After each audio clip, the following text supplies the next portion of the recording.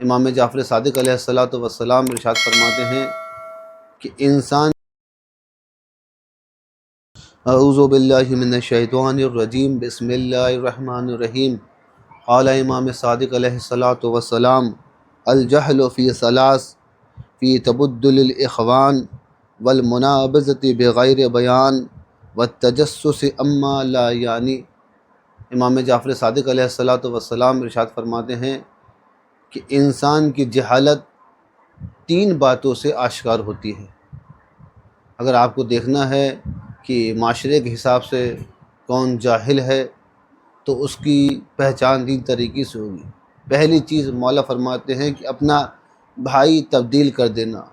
بہت سے لوگ آپ نے ایسے دیکھے ہوں گے جو اپنے آپ کو مالدار بھی کہتے ہیں، اپنے آپ کو سخی بھی کہتے ہیں، مگر ان کے اپنے بھائیوں سے رشتے اچھے نہیں ہوتے، روابط اچھے نہیں ہوتے۔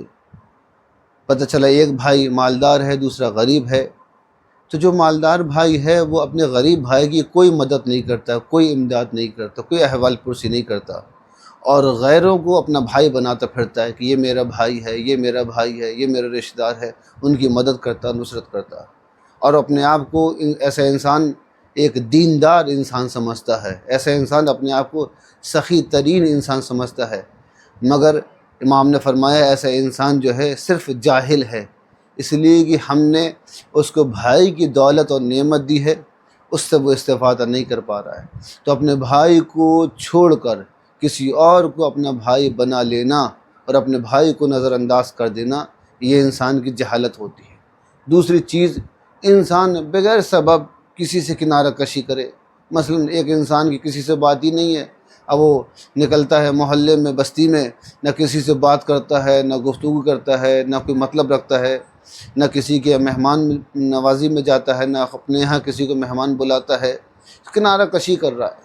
یہ کنارہ کشی کرنا اس کی جہالت کی دلیل ہے، اس لیے کہ معاشرے اور سوسائٹی میں رہنا ہے تو آپ کو معاشرے اور سوسائٹی کے تقاضوں کو بھی پورا کرنا پڑے گا۔ تیسری چیز یہ ہے کہ انسان کی جہالت یہ ہے کہ انسان ان کاموں میں کوشش کر رہا ہے جس کو وہ حاصل ہی نہیں کر سکتا، جو اس کی قوت جو ہے اس کی دسترس سے باہر ہے۔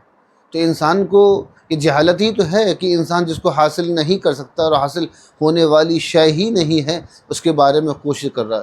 تو انسان کو اس چیز کے بارے میں کوشش کرنا چاہیے جس کو وہ پا سکتا ہو، جس کو وہ حاصل کر سکتا ہو۔